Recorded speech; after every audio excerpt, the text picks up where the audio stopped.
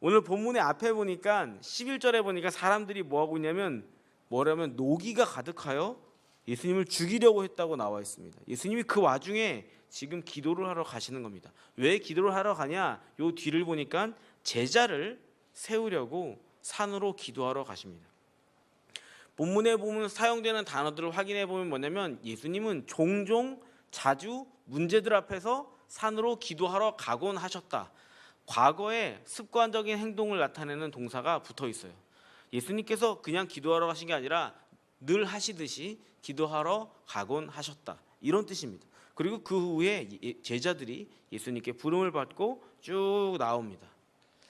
자, 제자들이 예수님이 지금 사람들이 예수님을 죽이려고 막 달려드는 상황에서 많은 사람들이 예수님의 제자로 따라가고 있는 중에 그 중에 제자들이 선발된 이렇게 사도로 12명이 선발돼서 이렇게 세워지는 거죠. 제자로 산다는 게 어떤 거냐? 우리는 제자로 사는 게 어떤 굉장한 직이나 가치가 있는 일이라고 생각하지만 당시 사람들이 제자로 산다는 것에 대해서 어떻게 생각했을까? 우리처럼 제자들도 예수님을 따라서 제자로 산다는 것을 오해하고 있었다는 거예요. 나중에 예수님께서 십자가를 얘기하시는데 제자들이 막 만류해요. 그리고 제발 그러지 말라고 흥분하고 막 그럽니다. 이게 왜 그러냐면 제자들이 예수님이 가는 길을 오해하고 있었거든요.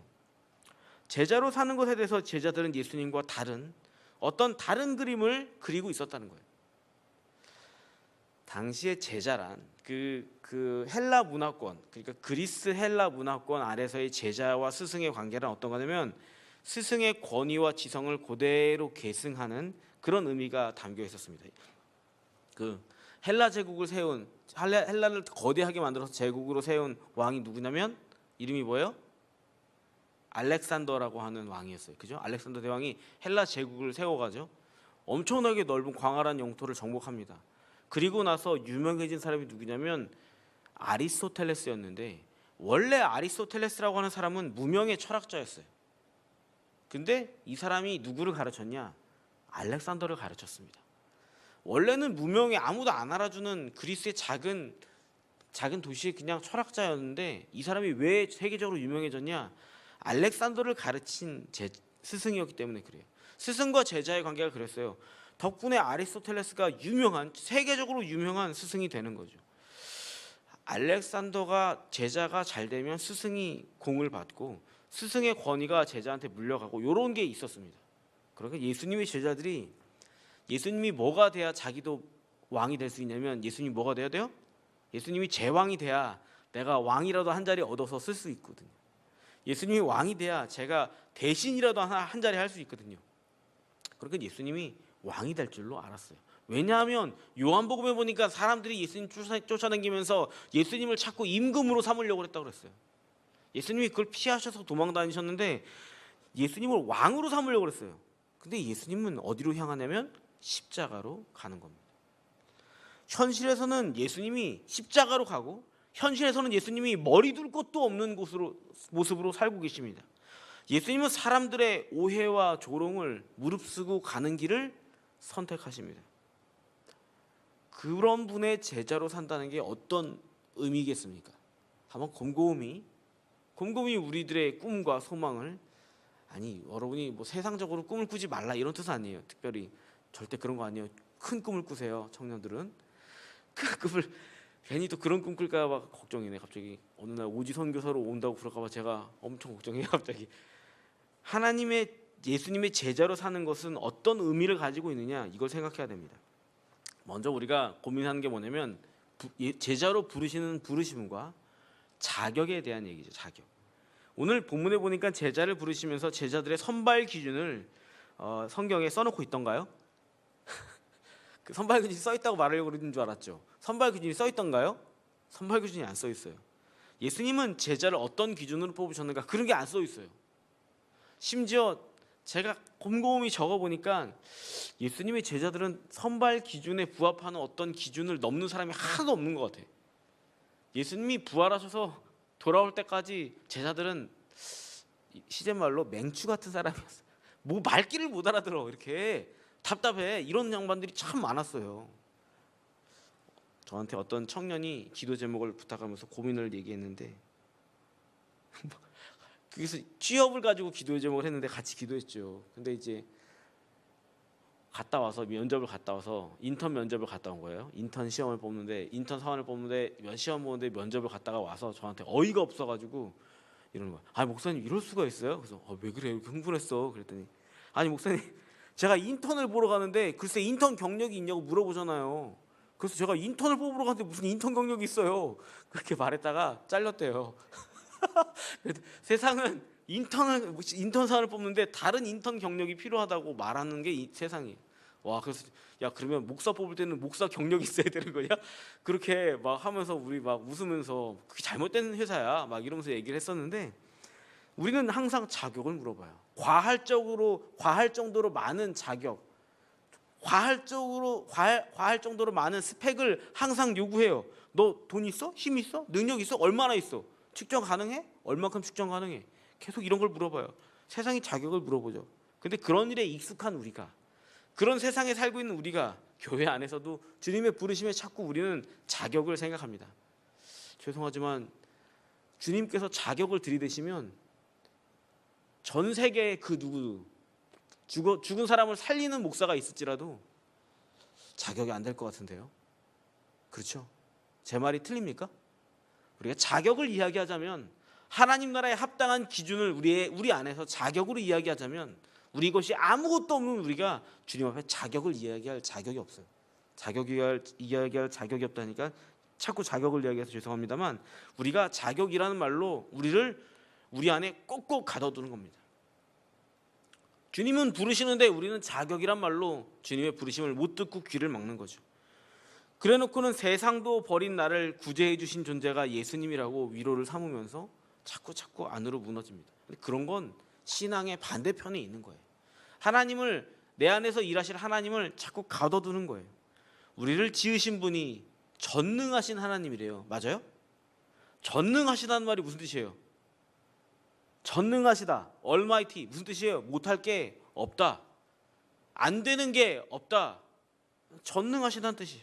전능하신 분이 저를 지으시는데 진짜 허술하거든요. 임성호 목사가 굉장히 제가 늘 고백하는데 저는 제 아내가 없으면 한시도 살 수가 없구나 하는 걸 늘 고백하는데 엄청 허술해요. 아니 이게 안경만 벗으면 이게 어디 있는지를 안 보여요. 저는 잘.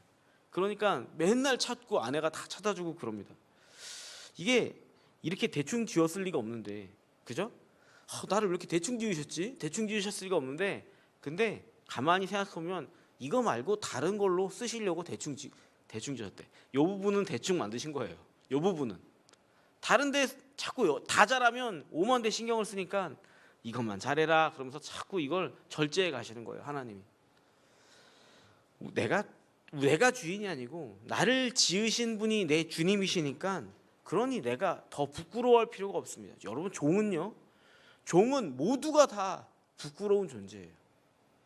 종의 신분이 뭘로 갈라지냐면 종의 신분은 주인으로 갈라져요. 내 주인이 누구냐? 임금이 주인인 종들은 우리는 신하라고 부르고 대신이라고 부르는 사람들이에요. 그죠? 그렇겠죠? 그러면 하나님이 주인인 종들은 누구예요? 하나님의 백성이고 하나님의 일꾼이고 하나님의 군사인 거지.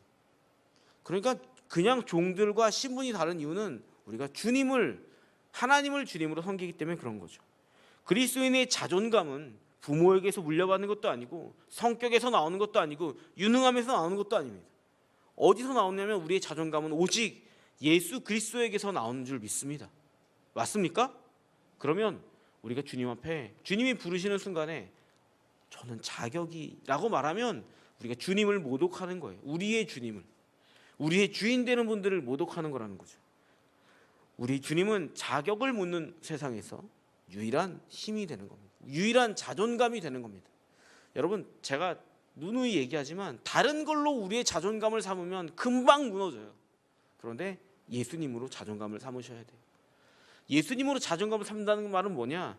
교만하게 행하라는 말이 아니고 딱 들고 그래 이렇게 하라는 말이 아니고 주님이 내 주인이시니까 저희도 주님의 종이니까 내가 주님의 종을 주님 종 대하듯이 대해야지 그 마음으로 하는 게 자존감을 갖는 거예요. 그죠? 누가 뭐라고 해도 흔들리지 않을 수 있어요. 왜냐하면 내 주인이 예수님이니까. 그런 말입니다. 그 주님이 제자들 오늘 할 거 많은데 너무 많이 갔다. 그 주님이 제자들을 부르시는 겁니다. 근데 그냥 뭐 이렇게 막 이거 한 다음에 이 과정 코스웍 익혀가지고 여기까지 와서 학위 2개 따고 인턴십 한 다음에 나한테 와 이렇게 안 하시고 뭐라 하시냐면 그냥 부르셔요. 있는 현장에서 그냥 아무개야 네가 지금까지 달려왔던 길이 있는데 그 길 거두고 그 상태로 나에게 오래. 네가 지금까지 이렇게 달려갔다면 그 길을 갑자기 틀어서 나한테 오는 게 아니라 조금 이렇게 내가 널 이끄는 대로 와주려. 주님이 그렇게 부르시는 거죠. 복음이 우리에게 변화를 주는데 우리는 그것을 정죄의 수단으로 삼는 게 아니라 변화의 수단으로 삼는 거예요. 누군가 잘못한 일이 보일 때면 정죄의 수단으로 삼는 게 아니라 뭐로 삼으라고요? 뭐로 삼으라고요? 변화의 수단으로. 주님이 인도하심 따라 변화의 수단으로 이끌어내야 돼요. 근데 교회 안에 우리가 예전 제가 늘 강조하는 말이지만 그런 일이 생기면 안 돼요. 우리는 절대 그런 생기면 안 돼요. 자격을 묻는 말을 하면 안 돼요. 자격을 묻을 때는 혹시 생각난다면 주님, 제가 자격이 없는데 저를 불러주셔서 감사합니다 할 때만 쓰는 거예요. 나 아닌 다른 사람한테 심지어 아들, 딸이라 할지라도 자격을 이야기하면 안 돼요. 특히 남편한테 자격 이야기하면 큰일 나요. 남자들은 자존감으로 똘똘 뭉친 사람들이기 때문에 자존심을 건들면 남자는 모든 게 무너지는 거예요. 세워주세요 좀 여보. 하여튼 이렇게 자존감을 세워주면서 가는 거예요. 자격을 다른 사람에게 묻지 마세요. 어디까지 했더라? 그렇죠. 사람들이 많은 제자들 중에서 사도들 구별했습니다. 많은 제자들 중에서 사도를 12를 구별했는데 그 나름의 조건을 제시하는 거예요. 봐봐요. 자격이 있는지 없는지. 사도의 조건이 뭐냐? 예수님의 가르침을 살아생전에 예수님의 가르침을 가까이서 보고 자기 인생 가운데 그 흔적들을 알고 보고 있는 증거자들. 이게 나름의 규칙이었어요. 그래서 누가 본문에 보니까 예수님을 배반하게 될 사람이 있었죠. 예수님 팔자. 예수님 팔자가 누구였어요? 유다가 예수님을 팔아서 이제 스스로 목숨을 끊게 되는데 그 빈자리를 한 명을 더 세웁니다. 이름이 뭐예요? 마띠아라는 사람을 세웠는데 성경은 마띠아에게 주목하지는 않아요. 죄송하지만 성경은 다른 사람을 주목해 세웁니다. 이 기준에 맞지 않는 사람이 한 명 섭니다. 이름이 뭐냐면 사도 바울이었어요. 바울은 자기가 주님의 사도라고 끝없이 주장했는데 사람들은 너는 사도가 아니야 계속 얘기했어요.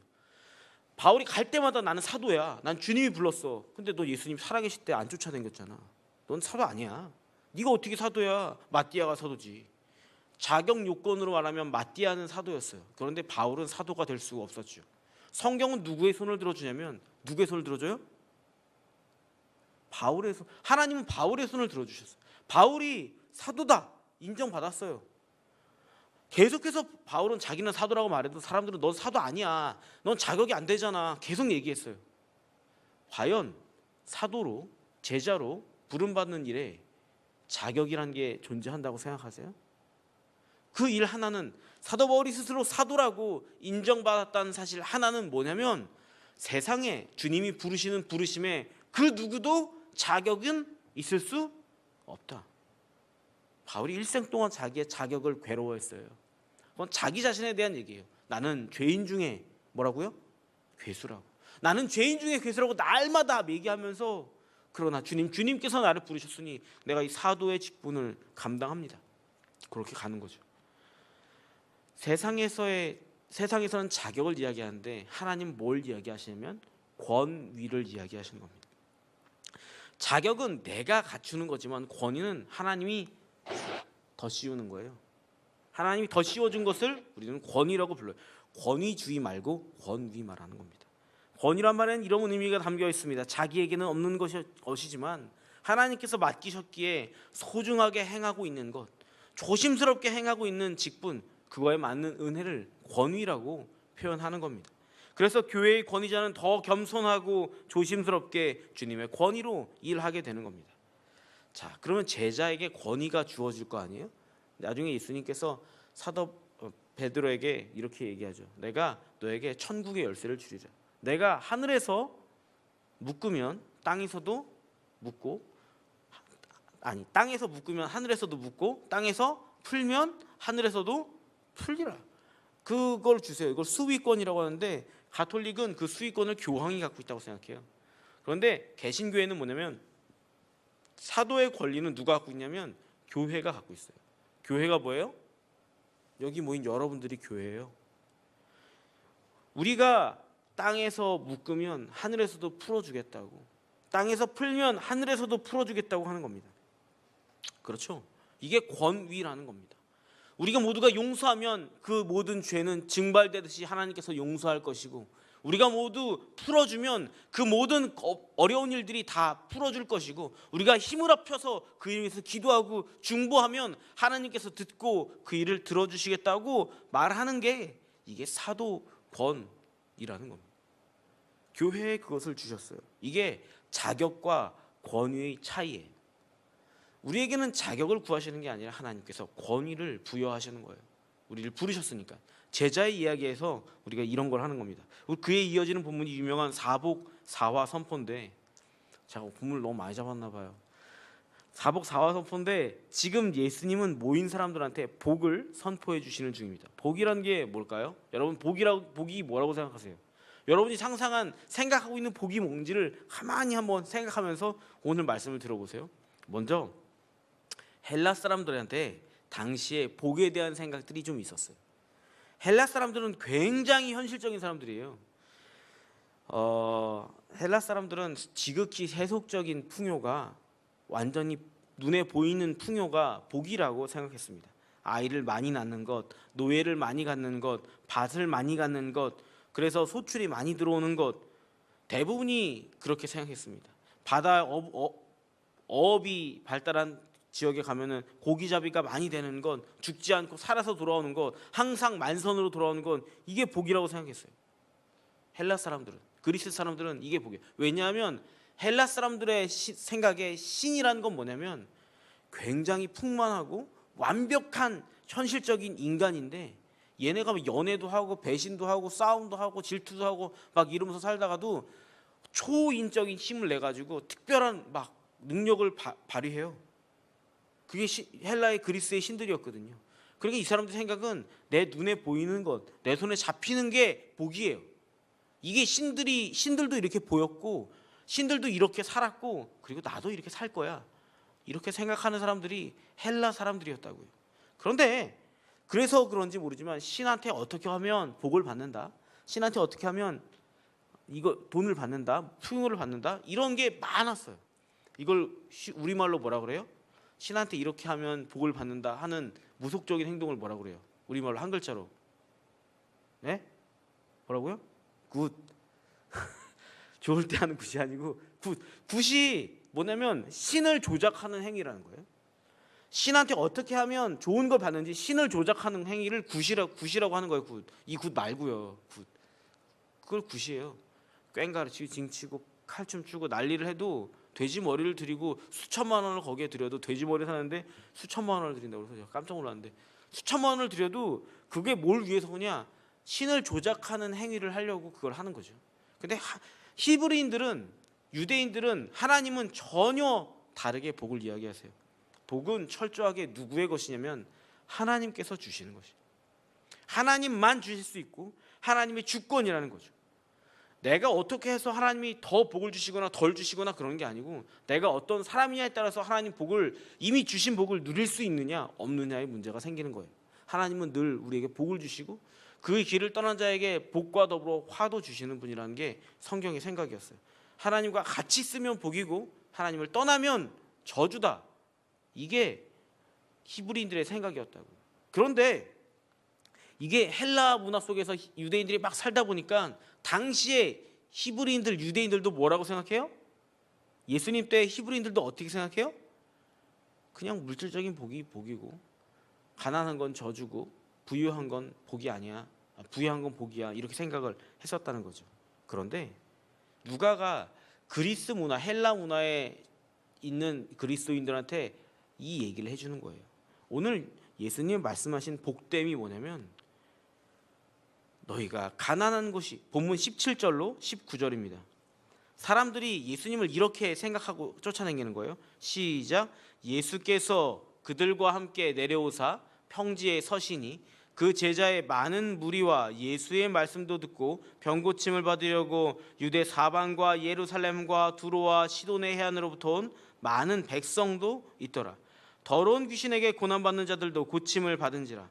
온 무리가 예수를 만지려고 힘쓰니 이는 능력이 예수께로부터 나와서 모든 사람을 낫게 함이로라.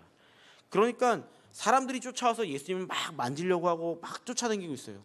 예수님을 마치 연예인처럼, 마치 헬라의 신들처럼 나한테 복주라고 막 쫓아와서 하고 있는 중인 거예요. 방금 눈앞에 예수님의 기적들을 보면서 나도 그 능력 한번 누려보고 싶다고 자기한테 필요한 것들만 복이라고 생각하고 쫓아온 사람들한테 예수님께서 뭐라고 말씀하시냐면 진짜 복을 얘기하는 겁니다. 얘들아 너희가 복을 진짜 오해하고 있구나. 너희가 복이 무엇인 줄 아니? 화가 무엇인 줄 아니? 하나님의 복은 이런 것이야. 이렇게 설명하는 게 그 뒤에 이어서 나오는 겁니다. 본문 20절로 23절입니다. 시작. 예수께서 눈을 들어 제자들을 보시고 이르시되 너희 가난한 자는 복이 있나니 하나님의 나라가 너희 것이며 지금 줄인 자는 복이 있나니 너희가 배부름을 얻을 것이며 지금 우는 자는 복이 있나니 너희가 웃을 것이며 인자로 말미암아 사람들이 너희를 미워하며 멀리하고 욕하고 너희 이름을 악하다 하여 버릴 때에는 너희에게 복이 있도다. 그날에 기뻐하고 뛰놀라. 하늘에서 너희 상이 큼이라. 그들의 조상들이 선지자들에게 이와 같이 하였느니라. 아멘. 가난과 배고픔과 우는 일과 사람들의 비난과 욕설, 이게 복이 될 수 있습니까? 이게 복이라고 여기면서 살 수 있는 겁니까? 아니 주님, 이걸 복이라고 그러시면 저는 어떻게 해요? 어떻게 예수님을 믿어요? 괴롭겠으리. 이거 뭐 사디스트도 아니고 마조이스트도 아니고 괜히 우리를 괴롭히는 그런 것들을 어떻게 복이라고 생각합니까? 예수님이 지금 사람들한테 시제말로 굉장히 정 떨어지는 말씀을 하고 있는 거죠. 갑자기 흥미가 확 떨어질 수 있어요. 찬물을 끼얹듯이. 근데 예수님께서 그렇게 말씀하시는 거예요. 지금 가난한 너희들, 지금 배고픈 너희들, 지금 우는 너희들, 지금 사람들의 비난과 욕설을 받고 배척받는 너희들이 복된 것이로구나. 지금 너희의 모습이 복되도다. 이렇게 예수님께서 얘기하시는 거예요. 사람들의 현실의 모습을 어떻게 생각하든지 간에 세상에서 사람들의 현실이 보기 좋게 되는 것을 복이라고 생각했는데 예수님은 이대로의 모습이 더 복되다고 얘기하시는 거예요. 성공하고 싶었는데 이런 가난과 지긋지긋한 아픔이 복되다고요? 내가 날마다 얼마나 우는 줄 아세요? 얼마나 서러운 줄 아세요? 그게 복되다고요? 주님, 우리를 아시면서 그러시는 거예요? 그렇게 되묻게 되는 질문들이지만, 그러나 그 순간에도 많은 사람들이 예수님께 그렇게 질문하였겠지만 예수님께서는 이렇게 말씀하시는 겁니다. 너희들 있는 그대로가, 지금 있는 그대로가 그 자체로가 복된 것이라고. 더 부유하려지려고 애쓰는 사람이 화가 있는 것이고, 더 웃고 즐기려고 애쓰는 사람들이 지금 울고 있는 나를 부정하고 더 웃는 척 웃기 위해서 애쓰는 사람들이 그게 부정한 것이고, 지금 더 잘 입고 멋지게 보이려고 애쓰는 사람들이 더 화가 있는 것이다. 예수님께서 그렇게 선언하시는 거죠. 사람들이 이 얘기를 듣고 뭐라고 생각했을까요? 처음에는 우리가 지금까지 얘기했듯이 당혹스러웠겠지만, 그러나 나중에 가만히 듣고 나서 스스로의 삶을 위로하시는 예수님의 음성에 대해서, 주님, 정말 저 같은 사람이 복이 있는 겁니까? 주님, 이런 삶이, 정말 가난한 삶이, 울고 있는 삶이, 학대당하는 삶이 정말 복 있다고 말씀하시는 겁니까? 그렇지, 그게 복된 것이지. 누군가를 밟고 살 능력이 있는 것보다 차라리 밟히는 삶이 복된 것이고, 누군가 다른 이들 위에 서서 다 긁어모으며 취하며 사는 삶보다 차라리 가난하게 있는 것이 복된 삶이고, 누군가를 비난하고 험담하고 짓누르고 무너뜨리는 삶보다 차라리 내가 험담 속에 무너지는 삶이 복된 삶이지.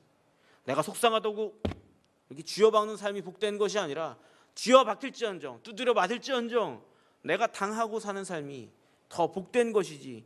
주님께서 그렇게 얘기하시는 겁니다.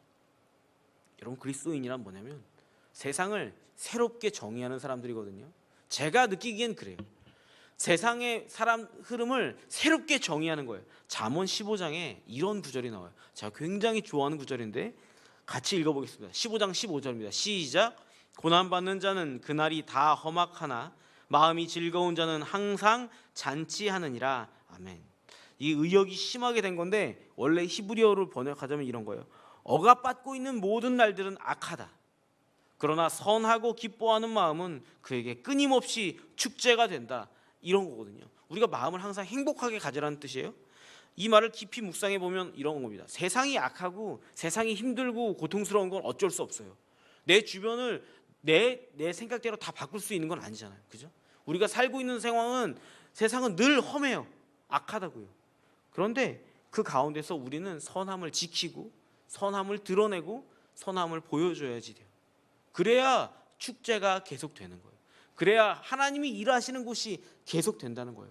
세상은 악하지만 세상 속에 똑같이 휩쓸려가면서 여기에 하나님이 있을 거라고 생각하면 안 된다는 거예요. 내가 애써서 이 즐거움을, 이 기쁨을 회복하지 않으면 내 안에 주님이 계시지 못한다. 이 얘기를 하는 거예요. 이게 뭐냐면 세상의 흐름대로 가는 그리스도인이 아니라 세상의 흐름을 새로이 만들어내는 그리스도인을 말하는 거예요. 예수님의 복은 그런 거였어요. 너희가 지금까지 복되지 않다고 생각하는 모든 일들을 복되다고 여겨라.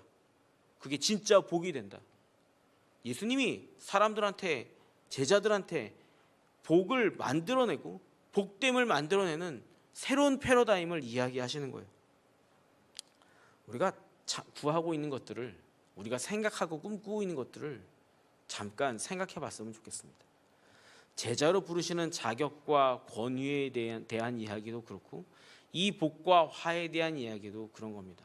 우리가 세상의 흐름에 휩쓸려 가다가는, 세상의 뜻대로 휩쓸려 가다가는 전혀 다른 이야기에서 결말을 볼 거라는 거죠. 교회가 세상의 흐름과 비슷하게 가다가는, 죄송해요, 제가 다른 교회를 미워하거나 욕하는 건 아닌데 다른 교회랑 똑같이 하는 걸 흉내내다가는 우리도 그런 교회랑 똑같이 되는 거죠. 그렇겠죠? 제가 뭐 특정한 교회를 미워하진 않지만 MS라고 하는 교회를 흉내내면 MS가 되는 거예요. SM을 흉내내면 SM 교회가 되는 거고요. 우리는 하나님께서 우리에게 주신 소명대로 우리의 교회를, 우리의 생활을, 우리의 삶을 새롭게 해가기를 원한다. 새로운 서북교회, 그걸 원한다. 정말 그렇다면 우리가 새로워져야 하는 거죠. 세상이 어떠하든지 휩쓸리지 않고 제자로서의 삶, 세상이 어떠하든지 휩쓸리지 않고 그리스도인의 복, 이것을 추구하는 사람들이 되어야 한다는 거죠. 누가가 고민이 많았던 것 같아요. 누가복음을 보면은 헬라 문화에 쩌들어 있는 유대인들, 히브리인들, 이스라엘 백성들한테 누가가 복음의 진리를 알려주기 위해서 많이 애쓰는 게 보여요. 오늘 본문도 그런 거였거든요. 하나님께서 우리에게 주신 은혜대로, 우리에게 주신 은사대로, 오늘 우리에게 부어주신 그 계시의 말씀대로 교회를 새롭게 하고 우리의 삶을 새롭게 해나가시는, 그래서 주님의 진짜 제자가 되고 주님의 깊은 복들을 누리시는 저와 여러분이 되기를 주님의 이름으로 축복합니다.